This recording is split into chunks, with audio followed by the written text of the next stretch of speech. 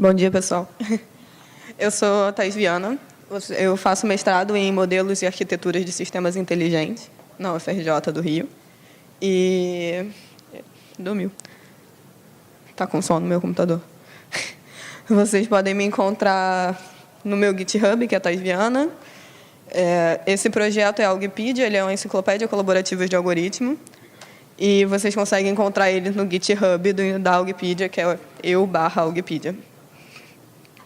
Antes de explicar o que é a Algopedia, eu vou falar um pouco sobre a ideia que motivou a criação da Algopedia, que foi basicamente eu, um amigo e meu orientador no corredor da faculdade, falando que a gente sentia falta de um lugar na internet, como se fosse uma Wikipedia mesmo, ou um Stack Overflow, ou qualquer outra plataforma de aprendizado ou busca de conteúdo, onde você conseguisse encontrar algoritmos, mas não a implementação do algoritmo.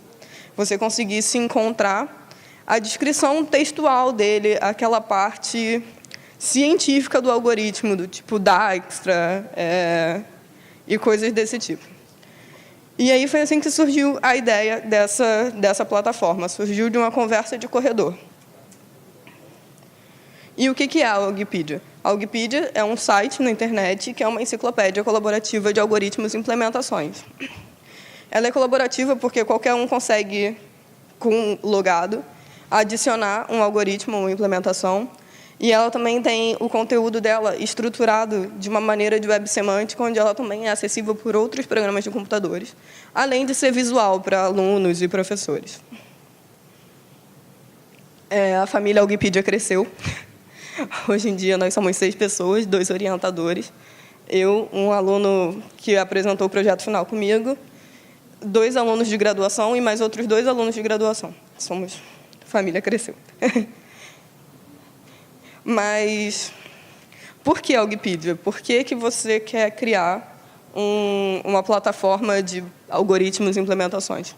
Primeiro, a gente sentiu falta de buscar um algoritmo, uma busca e ter as implementações lá. E aí, achar implementações de algoritmo, a gente só achava na Wikipedia ou em blog, post completamente desestruturado. E comentários e avaliações. Uma vez que alguém adiciona um conteúdo na Wikipedia, ninguém consegue dizer se aquele algoritmo é bom, se ele compila. Então, comentário e avaliação sobre implementações a gente considerava importante. Informação estruturada e ranqueamento, que eu vou explicar um pouquinho mais ali na frente.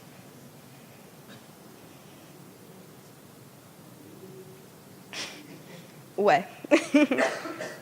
Mostrar mesmo assim. A parte que não foi carregada está escrito Python. A Algopedia foi desenvolvida em Django e em Python Django, que ela tem uma parte científica por trás. Eu vou falar daqui a pouco.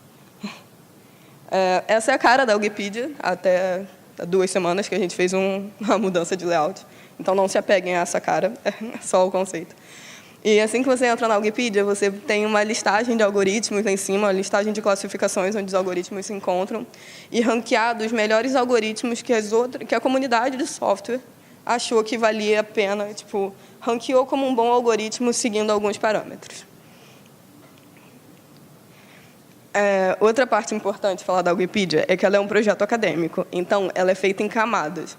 E ela é feita para estudar coisas que a gente queria estudar, não é tipo, eu vou fazer um projeto para colocar num site e aí toda a Algopedia é só para ser útil aos usuários do site. Ela é um projeto acadêmico, então a gente estuda coisa tipo ontologia. Alguém já ouviu falar em ontologia aqui?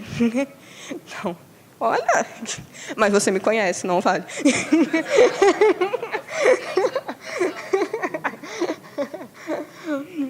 Então, eu vou explicar um pouco dessas partezinhas acadêmicas, mas não vou entrar tão a fundo. Até porque algumas partes são bem legais para o mercado, como reputação e recomendação.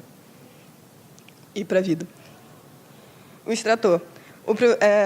Eu vou criar uma enciclopédia online na internet. Se eu criar uma enciclopédia online na internet com 0 algoritmos e 0 implementações, ninguém vai usar, porque o primeiro contato que uma pessoa tem com a enciclopédia é de consumo, não é de colaboração. Então, o extrator ele foi criado para acabar com o problema da partida fria. Não sei se vocês já ouviram esse termo, mas é um termo muito comum para coisas na internet que precisam de consumo de dados, do tipo, se você tem um banco de dados, se você tem uma plataforma de filmes e você não tem nenhum filme no seu banco de dados, ninguém vai entrar no seu site. Então, é isso. A gente tem todo um workflowzinho do que foi feito.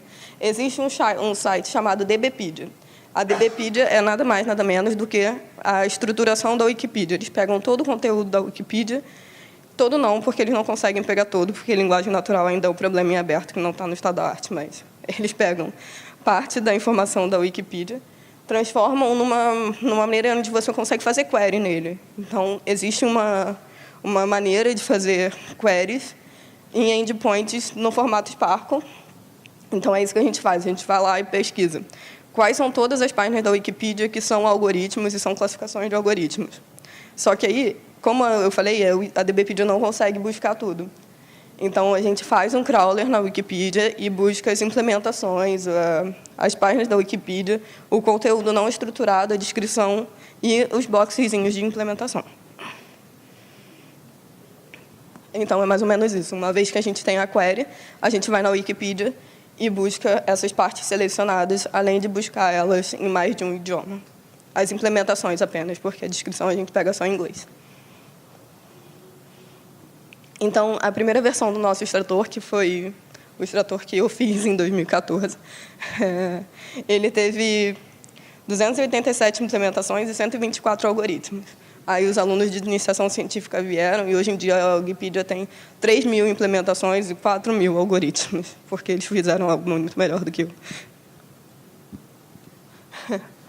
Aí vem a outra camadinha da Wikipedia, que é particularmente a que eu acho mais interessante, que é de sistema de reputação e recomendação. O sistema de reputação ele é baseado em atribuir uma determinação a um determinado usuário ou conteúdo, ou seja, um usuário vale mais do que o outro. Então, na Wikipedia, a gente tinha um monte de implementação que era impossível um usuário sozinho decidir o que é bom ou o que não é bom. Tipo, se compila, se não compila, se é legível. É óbvio que cada um consegue entender se é legível para si mesmo, mas se você tem ele ranqueado, você lê os legíveis primeiro. Então, o sistema de recomendação serviu para ordenar as coisas na Wikipedia, nosso conteúdo. E, baseado nisso, a gente faz umas perguntas quando você loga na Wikipedia, na Wikipedia, de qual é o seu perfil. Você é um profissional de TI? Você é um estudante, é um professor? Quais são as áreas que você tem conhecimento, as áreas que você tem interesse? E tudo isso é usado numa métrica para definir, para definir um perfil de usuários. A gente faz essas perguntas, atribui um peso a elas e define um perfil de usuário. Uma vez que você tem um perfil, você entra num algoritmo qualquer, numa linguagem específica de programação, e você vê o algoritmo, consome o conteúdo da Wikipedia, e a gente faz 3 perguntas depois: se o código compila, se ele é legível e como que é a performance dele, ou complexidade assintótica. E aí, baseado nisso, a gente faz um cálculo de média ponderada de perfil de usuário e resposta que todos os usuários deram. Eu coloquei a fórmula para parecer inteligente. Porque só a média ponderada é a soma de todos os usuários com a soma de todos os pesos dividido por todos os pesos. Mas com a fórmula fica muito mais bonito. E aí vem a terceira camada da Wikipedia, que é a web semântica, que é aquela parte que eu falei de estruturação e ontologia. Definir web semântica, porque eu não estou dando isso na faculdade. A web semântica pode ser vista como uma extensão da web atual, onde as máquinas se tornam capazes de processar e entender informações disponíveis na internet. E daí, né? Se você entra na internet e tem uma página de HTML, um computador ele não é capaz de processar aquilo que ele está entendendo, aquilo que ele está processando. Ele é capaz de mostrar. HTML, CSS são linguagens visuais, é para consumo de usuário. A web semântica ela foi proposta por Tim Berners-Lee em 2007, que é uma maneira em tornar todos os conteúdos da internet mais acessíveis a automatização, a máquinas de computadores, onde você consegue processar todo esse grande volume de informação que tem na internet. E aí, como é que foi feita a ontologia? A gente fez aquela parte do crawler, que eu expliquei lá no extrator, e aí jogou tudo num banco de dados estruturado em MySQL, depois fez um estruturador de conteúdo, um parser, onde a gente analisou o que a gente achava importante e montou como se fosse um XML daquilo, e liberou esse XML em 2 formatos, que são os formatos de RDF e AWL. E aí vem a parte mais sensível da Wikipedia, que é a colaboração. Uma vez que você coloca um site na internet, não sei se vocês já fizeram projetos e lançaram na internet, do tipo, meu projeto. Aí você joga ele na internet, você vê que ninguém usa, porque ele só é importante para você. E aí essa parte de colaboração é muito sensível de medir, porque você precisa que usuários do mundo inteiro colaborem com conteúdo para gerar mais conteúdo. E aí eu dei sorte nesse caso, a gente teve bastante acesso. Eu medi meus acessos pelo Google Analytics. E nós fomos... Essas informações são velhas porque isso é uma apresentação do Python Rio. Não sei se falaram, mas eu estou quebrando um galho, porque alguém faltou na apresentação que tem aqui. Então, essa apresentação, esses dados são mais ou menos de março. Nós fomos visitados por 138 países. Eu não sei geografia o suficiente para dizer quantos países existem, mas os que não visitaram a gente estão em cinza. Em março, a gente tinha cerca de 62 mil cliques e 13 mil usuários consumidores. Só que usuários consumidores, pessoas que entravam na Wikipedia e não se logavam. De se logar, de colaboração, a gente tem 140 pessoas. Tipo, é muito mais difícil que uma pessoa contribua com conteúdo do que acessar e ir lá buscar uma busca relacional comum. Mas aí, nós tivemos muitos resultados positivos. Por exemplo, a Python Weekly, eu não sei se vocês conhecem, é uma semanal. Ela divulgou o nosso projeto. E nessa semana aí, de julho de 2014, quando eles divulgaram o nosso projeto, eles derrubaram o nosso servidor, porque eles lançam na quinta-feira. É um servidor numa faculdade, então a gente teve 2.000 acessos num único minuto e caiu.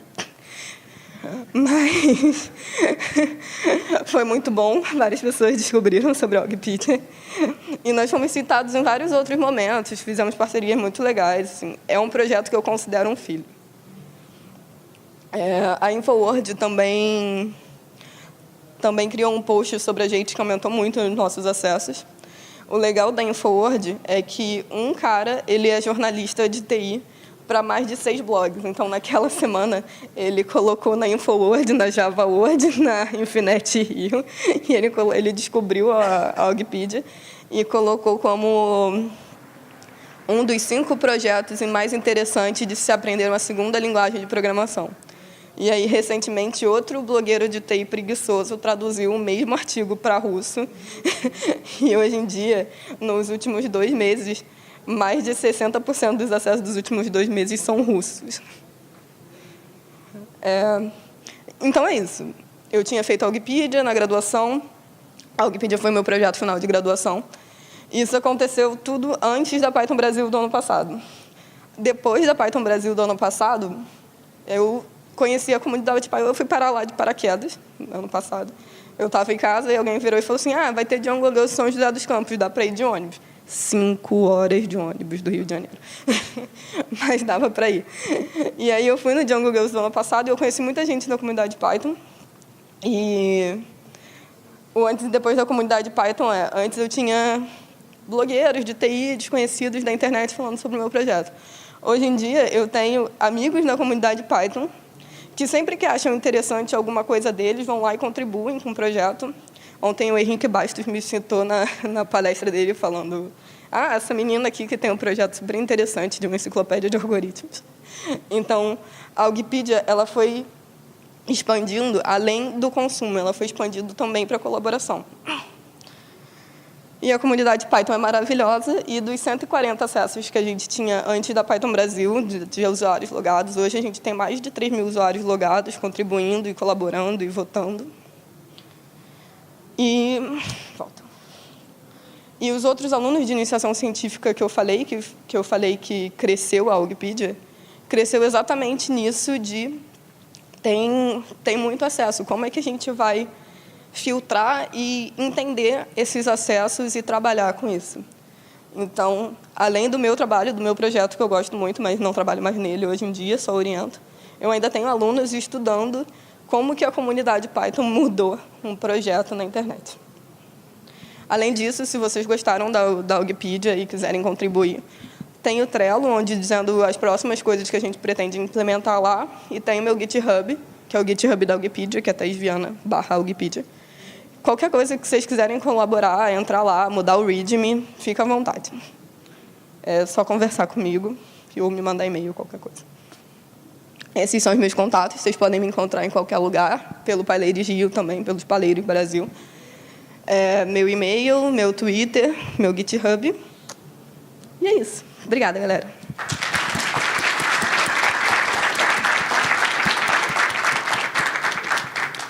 E aí, pessoal, perguntas? Faz pergunta difícil não, por favor. Oi, o código disponibilizado no site, ele está sob alguma licença de open source ou é completamente livre? Alguma limitação? Os códigos crawleados são completamente livres, seguindo a licença que a Wikipedia usa, que é uma licença completamente livre, que você pode usar até para comercializar ele. Os códigos inseridos por usuários comuns, né, que não foram crawleados, não são automatizados, a gente tem uma opção de se você quer que ele seja completamente livre ou se você quer que ele não seja comercializado. E aí a gente coloca na barrinha lá de esse código não pode ser usado para fins comerciais. Mas é aquilo, né?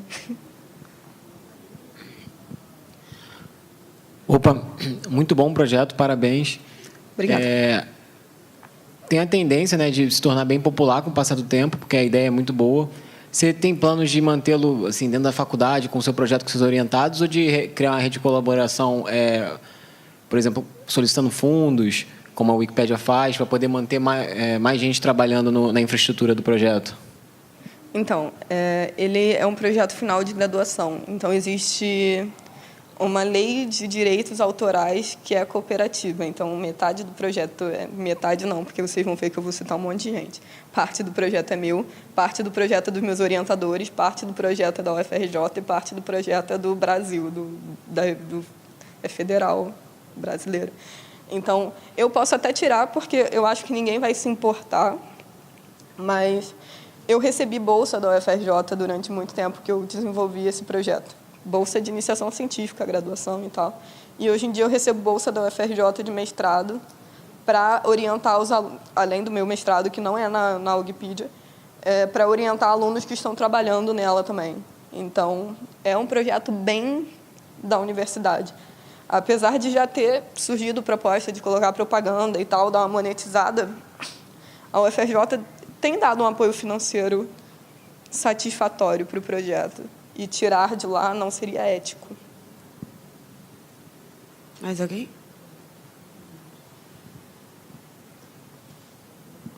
Oi, parabéns pelo projeto.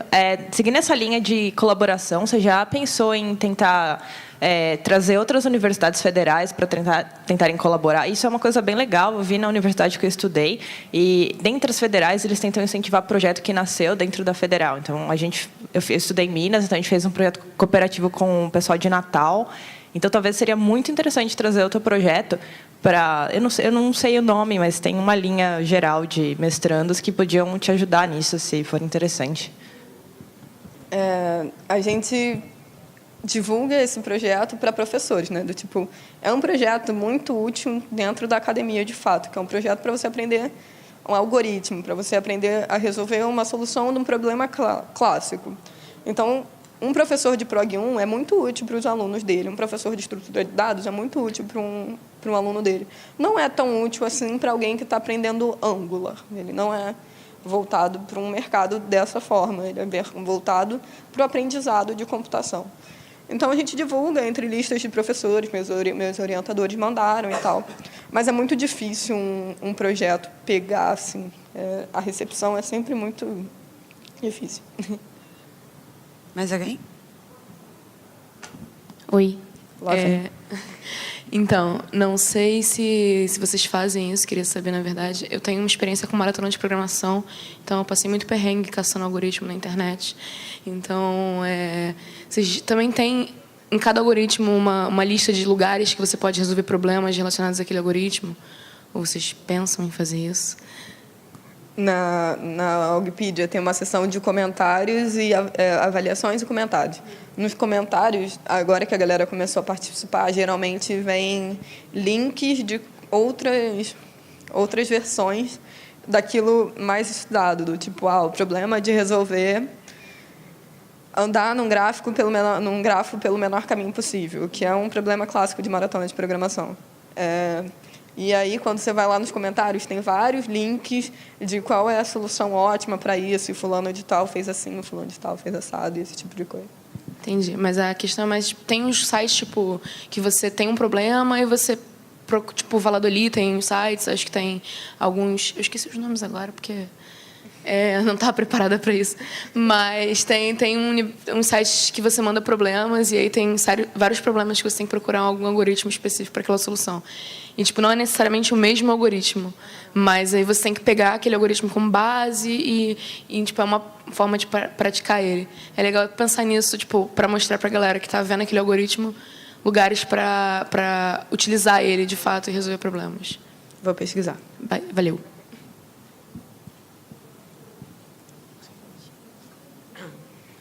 Não sei se é só para complementar que a moça acabou de falar que se for para treinar algoritmo, tem outro site que também nasceu em faculdade, foi no Rio Grande do Sul, que é o URI, que é para a Olimpíada, talvez aqui já conheça até. Que aí é mais para treinar para a Olimpíada de programação. E até poder servir de, sei lá, já terminou o TCC e tal, mas se vê como inspiração para site que nasceu na universidade. E o URI é um site que particularmente eu acho fantástico. Vou pesquisar também. Vou passar para os meus alunos, que eles ainda estão nessa fase de pesquisar esse tipo de coisa para o projeto deles também. É legal linkar o algoritmo que vocês têm com os problemas do site deles. Seria irado. A gente pode mandar vários e-mails e descobrir como é que faz isso. Só complementando, tem o Topcoder, ele geralmente coloca várias soluções de algoritmos comentados. Então, ele seria uma fonte de dados interessante para vocês crawlearem também. E, além disso, eu vi ali que vocês usam uma forma de ponderação de ranqueamento bastante simples ainda. Sim. Isso dá ótimos projetos de mestrado. Por exemplo, você poderia aplicar page ranking ali entre os usuários para gerar as reputações e coisas e tal. Daria coisas interessantes, então, tipo, aparentemente tem bastante conteúdo aí para você usar porque você é aluna de mestrado, né, para fazer alguma coisa bem bacana. Parabéns. Obrigada. Anotando mentalmente, Topcoder e Yuri. Anota no computador.